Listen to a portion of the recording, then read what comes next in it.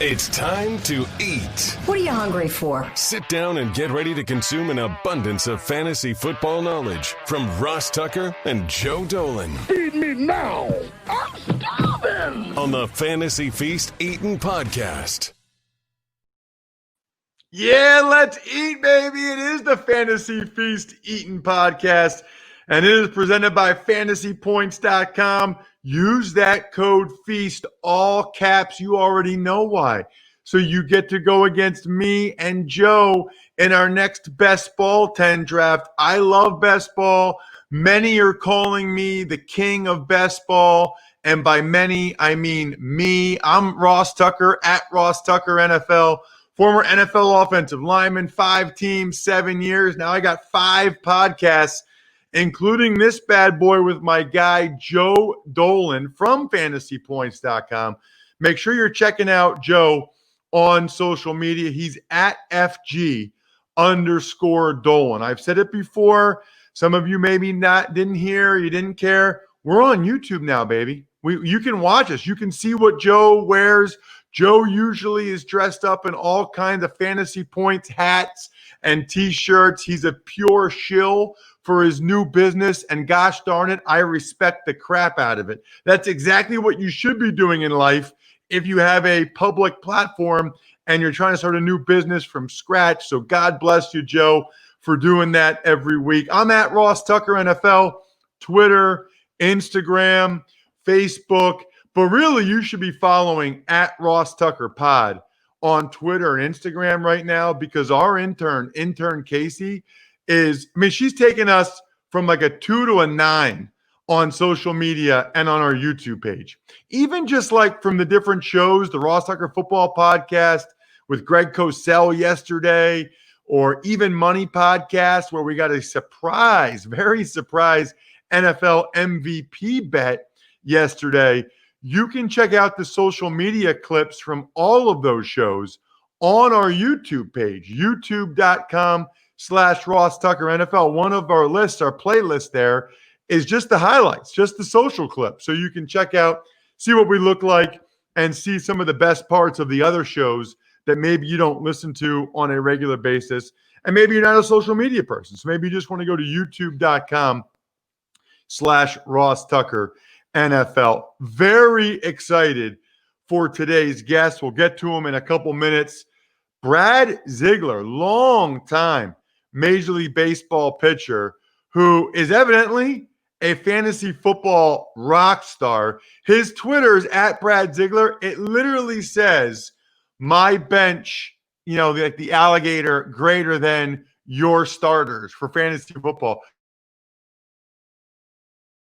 Best ball like me per se, but he's already got a little bit of confidence in his fantasy football ability. So we will get to that momentarily. First of all, I want to bring on my guy, Joe Dolan. Joe, great to see you. Is that a Fantasy Points hat? It is. You're shilling out. I love it. It's the way it should be. I will say that you guys did a really good job with your logo. Really good job. Oh, I appreciate that, Ross. It's actually embarrassing how long that took. Like you see, you think it's just like a little thing, but we talked about it for months, and it went through like multiple iterations. This one was actually one of the first ones we did, and we kept trying to see if we could improve it. But it reminds some people of the ball that the Pokemon trainer, the guy, throws. But other than that, I think it's really kind of attractive, to be completely honest with you. But thank you, Ross. I appreciate that. I think it's awesome. It's like hot. It's fire. You know what I think, hot? The people that are trying to get into our best ball draft, today's 2 winners, Jeffrey McIntyre and Eric Feldhake, come on down. So that's 6 out of the 10 that will participate in our end of July, early August best ball 10 draft. Jeffrey McIntyre, Eric Feldhake. I gave you guys the answer to the test last week. You go to fantasypoints.com, sign up, use the code FEAST. Then what you do is take advantage of any of our other sponsors at rosstucker.com, or that you hear me say, even, for example, like the DraftKings app using the code Ross.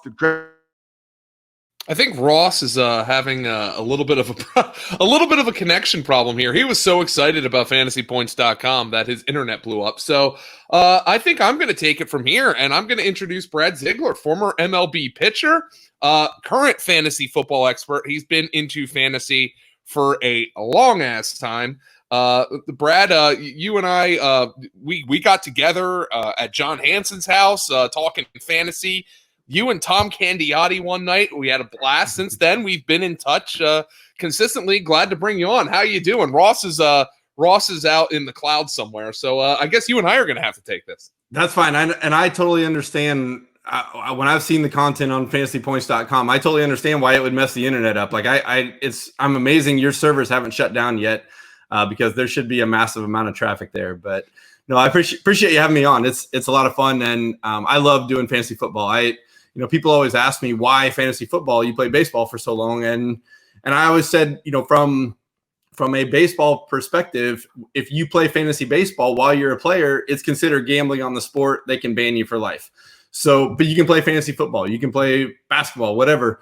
So I hadn't played fantasy baseball for 20 plus years whenever I retired. And it was like, okay, well now I theoretically could play fantasy baseball, but I don't know anything about it. Like when I was studying scouting reports on hitters, batting average, stolen bases, home runs, and RBIs was never on there. Right. Like that's not what you look at. And so I would be starting from scratch, and I was like, no, I've won a bunch of fantasy football leagues. I think I'll try to go that route. And just had to kind of bide my time a little bit, convince some people that I knew what I was talking about, and then fortunately I was able to get into this realm, and it's a lot of fun. So first and foremost, before we get into like what you're doing now and everything, let's there's 25 guys in a baseball clubhouse. I think that's a pretty well established fact. What percentage of them do you think play fantasy football? 80 or so. Wow. And honestly, the majority of guys who don't, there are a few American players who don't, and the majority of guys who don't are from Latin America. And when you say football to them, they think of soccer. And so, but that being said, a couple of Miguel Rojas in the Marlins locker room is one of the best fantasy players that I came across in the game. And it's just a testament to how much he loved the clubhouse camaraderie, because that's why he got into it. He wanted to be part of it if the team was. And so he learned, and he knew nothing about it when he got into it. And he always partnered up with Dustin Lupker, who was the Marlins head athletic trainer. And when he got going, all of a sudden he became the guy who was negotiating trades in the locker room. Whenever he found one he liked, then he would take it to Dustin. And so, and kind of get final approval. So it can definitely happen, but yeah, there's a lot of, there's very few. I don't even know if I can name any American players who don't play offhand, because it's just rabid. Once August hits in the locker room, it's all about when's the draft, where's the draft going to be, and guys are talking about trades with draft slots and all this stuff. And it's a big team building thing, in the last couple of months of the season, when you've already been through a pretty big grind for 6 months. Why is it so big, Brad? Why is it such a big deal? I've heard it's like all you guys do is play baseball and fantasy football. I'm telling you, in August and September, once the draft has happened, nothing is talked about. Even in the dugout during games, they are talking about fantasy football. You got the starting pitchers who are not pitching that night, and yeah, they're paying attention to the game. But like when we're hitting and they don't have anything really to watch, they're sitting there like working a trade, like trying to figure it out. Guys in the bullpen are working trades. It's just something that brings the team together. And I mentioned, like when you report in early February and then you hit August and you've already been going at it for 6 months, and it's just a grind. It's every single day. You get about 20 days off that whole 6 month. You never get holidays off. You never get weekends off, and you're just going. Then all of a sudden it's like, hey, here's a breath of fresh air into the locker room, like something different. Football's going again. And, it's just a way to bring everybody together when, you may have had some locker room skirmishes and guys that are kind of yin-yanging with each other because they're just kind of sick of being around each other. And then all of a sudden you have this other thing that injects some life into the locker room. And I was never in a locker room in 12 seasons in the big leagues, or 11 seasons in the big leagues. I was never in a locker room that wasn't rabid about fantasy football toward the end of the season. That is awesome. Brad, I'm gonna snitch on you for a little bit. By the way, Oh boy. You're no longer in the big leagues, right? So, I mean, I don't think your manager can get mad at you. But when you were with the Red Sox, I remember I was sitting down watching a Red Sox playoff game, and I got a text. My phone buzzed, and it was from you, and it was something fantasy related. I don't remember what it was. I was like, aren't you in a playoff game? And you're like, yeah, but I'm a reliever. So I'm not playing right now. So once I got probably 5-6 years into my career, there were a lot of times I didn't go down to the bullpen until about the 5th, 6th inning of a game. And I would spend, especially after I had knee surgery in 2014, I would spend a big chunk of the beginning of the game getting a massage, getting a hot tub, like trying do things to get my knee ready. And then later in my career, make sure my back was loosened up, because once I started getting old, that went too. But when, I will say, in fairness, in the playoffs, I went down in the 3rd inning because it's a little different. They still wanted me to have my routine. It might have been early in the game. So it was early in the game. And I was obviously watching, but like the one thing that people didn't grasp sometimes as a reliever, because you can't sit there and just be locked into the game for 9 innings with no other distractions, because if that happens, when you actually go to warm up in the 8th inning of a game, you're exhausted, mentally exhausted. And then you have to like turn it on, and it's easier to just kind of chill for 4 or 5 innings, then kind of flip that switch. Okay, where are we at in their lineup? What's the score?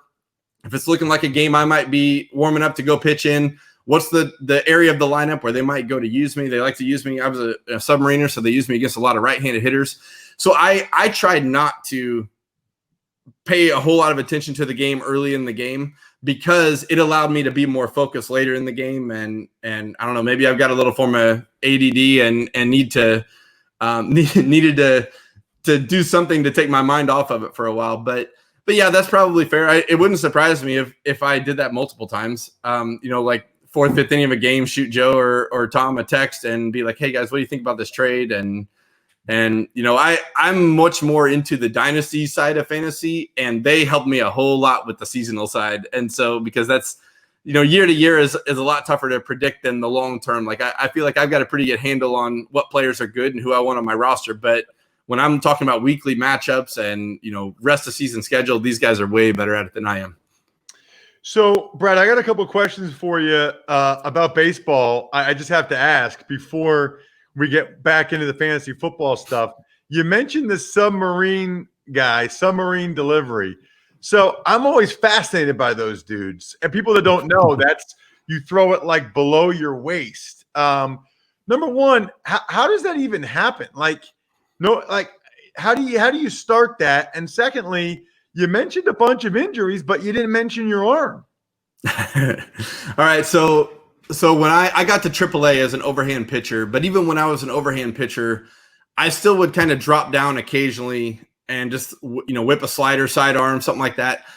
It started in wiffle ball. In growing up in middle school and high school, watching John Smoltz pitch. And I'm like, I was always the Braves lineup, and they were on TBS. Like they were my team. Dave Justice was my favorite player. So I would try to mimic their batting stances as we went through the lineup. And then John Smoltz was always the pitcher that I was, and he always changed arm angles. And I was like, so I had a pretty good feel for it. Then the A's asked me at one point, they said, look, like you're 86 to 91. You're basically like every other minor league pitcher out there. This is something that might separate you a little bit, potentially get you to the big leagues faster, and potentially help you stick a little bit once you get there. And I was resistant at first, but after a while I was like, you know what? They're willing to teach this to me and make that investment. I'll give it a shot. And obviously it worked out for the better. So now when you talk about the arm injury, everybody always assumes submarine pitching is easier on your arm. And I think that notion comes from fast pitch softball pitchers, because they can basically pitch every single day. And I would completely disagree with that notion, because I basically had the same arm slot that I had when I was an overhand pitcher. I would just bend at the waist. And so it actually put more strain on my hips, my back, and my front knee, my landing knee. And that's why those were the things that, because I'm torquing and throwing as hard as I can, but bent over at a 45-degree angle, and the body's just not meant to do that. Yeah, that's crazy, man. I want to ask you about, obviously this is a fantasy football show, but I also have an even money sports betting podcast. All right. So I want to get your thoughts on a 60 game baseball season and who that favors. And before you dive into that, I should mention that right now, my boys over at DraftKings, America's top rated sports book, they have a return to baseball promotion. DraftKings Sportsbook is celebrating the return of baseball. You put a $25 bet on who will be crowned champion, and they'll give you a $25 free bet on opening day. So you put $25 on my Phillies, Joe's Phillies, or somebody else, and then they'll give you another $25 for opening day, which is awesome. Download the top-rated DraftKings Sportsbook app now and use code Ross when you sign up. For a limited time, all new users can get a sign-up bonus up to $1,000. DraftKings Sportsbook has a sign-up bonus $1,000. That's crazy right now. Just enter code Ross when you sign up, only at DraftKings Sportsbook. Must be 21 or older, New Jersey, Indiana, or PA only. Bonus comprised of a first deposit bonus and a first bet match, each up to $500. Deposit bonus requires 25 times playthrough. Restrictions apply. See DraftKings.com/sportsbook for details. Gambling problem? Call 1-800-GAMBLER, or in Indiana, 1-800-9-WITH-IT. Why can't the Indiana people just call 1-800-GAMBLER? I have no idea. But anyway, it doesn't matter. What matters is that Brad Ziegler, 11 years in the majors, is going to tell us where to put those $25. Brad, go. All right. I'm not going to name a specific team, but I will say I think the shortened season favors teams with good bullpens. And the primary, obviously, you need a little bit of starting pitching, but in a short season, everybody's got that. Right now there's, virtually no injuries. I saw DeGrom had a little bit of a strain. That's probably pretty minor. But you think about the way baseball is played in August and September going into the playoffs. Starting pitchers' leashes get way shorter. They get a lead after 5, they're going to the bullpen. And so the teams that have those deep bullpens with the power arms, I think they are the favorites. Anybody can score runs in a short amount of span. A lot of teams can have a really good 2-month span during the season, but I think the teams with the stars, the teams you expect to be there, are most likely the ones that are going to be there because they have built a team to win in October, which is a different style of baseball than what's played in April and May usually. So they will use that style from the get-go. And find teams with strong starting pitching and good bullpens, and I think that's who is going to be around come October and into November if it goes that far. Okay, so then the follow-up to that, before I hand off back to Joe, is your philosophy on baseball in the shortened season. Do you have a philosophy on football coming off of no off season when it comes to fantasy, whether that's redraft or season long? A little bit. The hardest part for me, and you would know this better than me, but when you talk about, it's one thing to sit in a classroom and do the Zoom calls like they've been doing and reading a playbook, but it's totally different for first-year players when they've never seen the speed that the NFL plays at. And when you get out on the field with pads on for the first time and you see how fast literally every single guy on the field is compared to what you were dealing with in college, everything changes at that point. And without those reps, my 2020 philosophy, as much as I love some of the players coming in this draft class, but in my season-long leagues, I have no rookies. I'm not taking a single rookie anywhere because I don't know if they're going to pick it up quickly. We're not seeing mini camp reps and seeing who's out there, getting extra reps because they're playing well, or who's getting kind of shoved to the back of the line. I'm really nervous about all these guys that are not getting this on-field time right now. And so I just, especially I'm a Chiefs fan. I love Clyde Edwards-Helaire. That when they drafted him, I was like, you cannot have a bigger wheels up sign for a running back than going to Kansas City and playing for Andy Reid. And in a dynasty league, I take him as my 101. In a 2020 league, he's being drafted in the second round, and there is no way I'm spending a second-round pick on a guy that might theoretically be a backup for a half or 2/3 of the season, or relegated to a third down role. Jonathan Taylor the same way. I love Jonathan Taylor. I love DeAndre Swift. I love J.K. Dobbins. The top of this running back class was elite. And I'm not sure I can trust any of them this year because I just don't know what they're going to look like when they actually get out there and things start moving a lot faster than what they did for them in college. Let's take the angle, Brad, and widen it and go back. As a professional athlete, you're very, very close to being removed from the game. How do you feel in general about coming back and playing? Because like, we're doing a fantasy football podcast here. Look, we have to talk fantasy. It's what we do. There is an element maybe to whistling past the graveyard doing it, but from your perspective, you're a former professional athlete who's now in the fantasy industry. What can you give in terms of your thoughts on returning to play in this environment anyway? I honestly, from a player's perspective, I don't fault a single player who opts out, whether they are high risk or not. If they're high risk, I understand that's even on another level. But the guys who are doing it for family reasons, you don't know what their family's risk might be. And yes, you take a Buster Posey. He was very public about his adoption of premature twins, and there are health risks for them. He doesn't want to take that risk. Posey's it's a little easier decision for him because he's made over $100 million in his career. Like, this year's not vital. It's the guys who are still making league minimum that it's like, gosh, they fought for so long to get to this point. And then you have these risks associated that you never, imagined it, when you're growing up playing baseball, you never imagined this was a choice you'd have to make. I don't fault them one bit for doing it. I know, like, I have asthma. It's not the worst case of asthma in the world, but I have dealt with it my whole life since second grade. I am pretty sure that had I still been playing, my wife would have been begging me not to play. And that would have been so hard to do. And granted, I probably would have acquiesced and said, like, look, I will never put baseball in front of my family. That's why I retired in the first place. I needed more time with my family and kids. And to think about potentially doing something that would put them at risk, but, to put even myself at risk, I would have to just have 100% confidence in the medical side of things and the way the testing and the safety precautions being put in place. And right now, with what you've seen publicly, I don't know that you can say that anybody's got full confidence in it. And there is a little apprehension and nervousness with it. So I think I don't blame those guys one bit for not playing and wanting things to get tightened up a little bit. They tried to throw this together really quickly and, in a couple weeks span before, they're playing next week. That's next week's the first week of games. And I don't think they've got everything tightened up yet. And so I understand any apprehension and nervousness with players.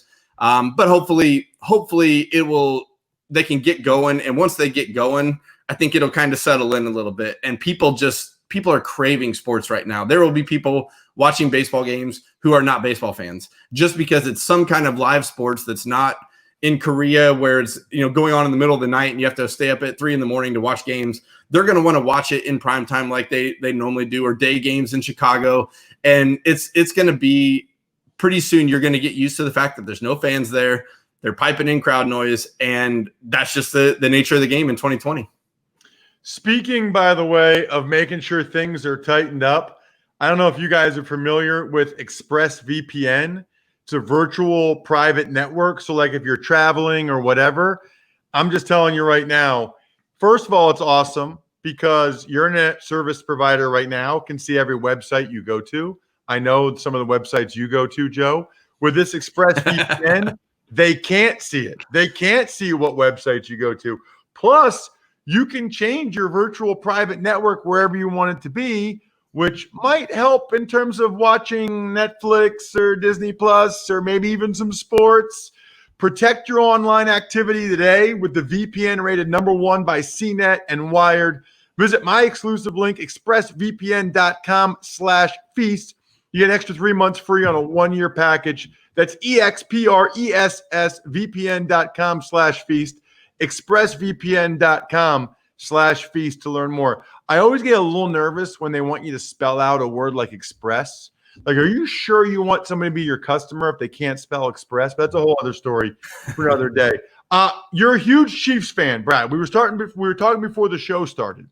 So I feel like when you get to Joe's level, I know Joe is an Eagles fan and Penn State and whatever, but you're a diehard Chiefs fan. are you able to be 100% objective when you're drafting, or does the tie go to the Chiefs guy? I mean, like if you're in the second round, are you thinking Kelsey? Are do you find yourself getting more Chiefs than you otherwise would, or do you look at it and be like, dude, they're kind of awesome. They got a lot of awesome fantasy guys. Like I should get them. So I try not to be biased for the Chiefs for my team because I don't want to end up with 5 Chiefs on my team. It'll be good a lot of weeks, but there'll be a lot of zeros too because you just kind of never know who's going to be that guy because they spread the ball around so much. Where it hurts me, I think where my bias comes in is I am anti the rest of the AFC West. So I don't have Broncos, Raiders, or Chargers on my team because I don't want to root for those guys. I want them all to lose. I'm like, you know what? That's where the tiebreaker comes in. It's like, oh, I can do, Amari Cooper or DJ Shark. Well, I'm going to go DJ Shark because and that was when Amari Cooper was on the Raiders. But that's, just that kind of philosophy. I was like, you know what? I don't want Raiders. You look at my dynasty teams, literally 0 Raiders, 0 Chargers, and 0 Broncos. Because I can't root for those guys at any week. I had Cortland Sutton. I drafted him one time because he was far and away the best rookie available when I took him. And I traded him before the season started because I was like, I'm not going into a game where I'm pulling for this guy. Brad, so let's get into your background now with fantasy football. How did you get into the industry? Like I knew this was a natural thing for you. This is an interest of yours, but what actually got you into the industry? So I am good buddies with Craig Mish, primarily from my time in Miami. So he got me hooked in with FNTSY to start. And so I was doing a fantasy baseball draft up in New York City where I was analyzing this draft as the picks popped up on a website for FNTSY radio. I then, through that draft, the next day met Jake Seeley in person. And Jake was like, dude, you got to come on my All In podcast and stuff. Well, then shortly after that, it was within a month after that or 2 months after that, he got the job with The Athletic. And when he got the job with The Athletic, then he was like, hey, I want to have you on as my co-host. I'm going to talk to Derek Van Riper, who had just gotten the job running The Athletics podcast stuff.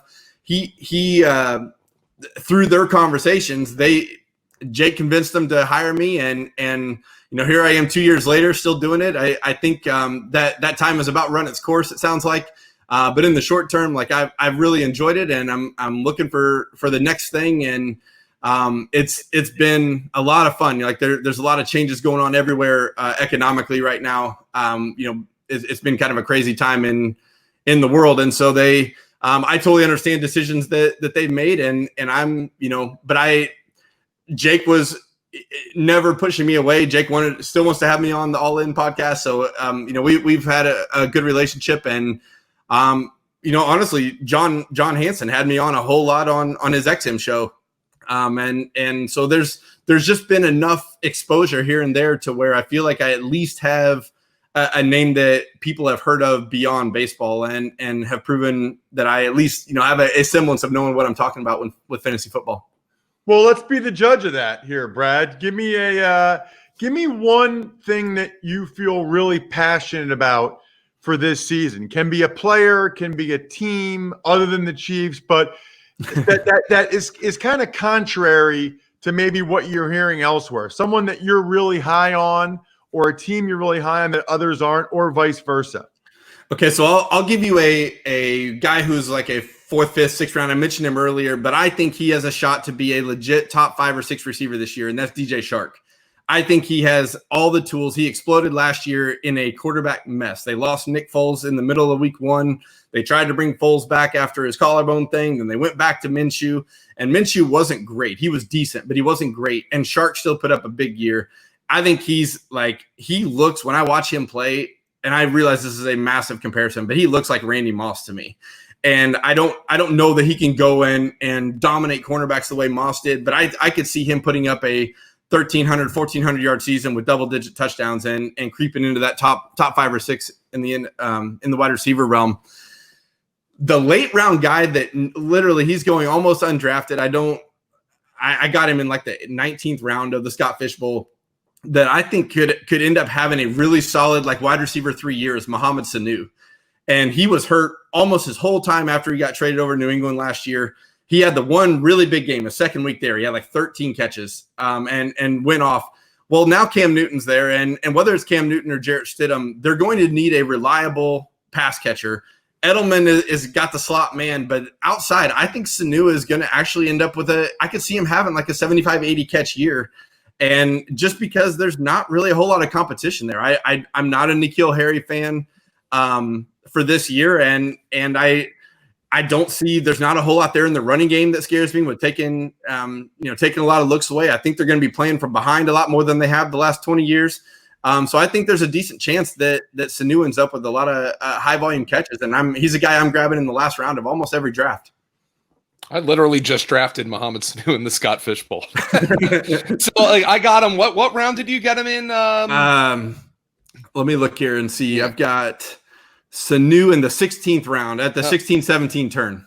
So okay, so I got him. Let's see, I got him in the 18th. So that's exactly where I may have overdrafted him. I could have probably got him in the 20th, but I just didn't want to. When you're drafting at the turn, I didn't want to let him get have a chance where 22 more picks went by before I had a shot at him again.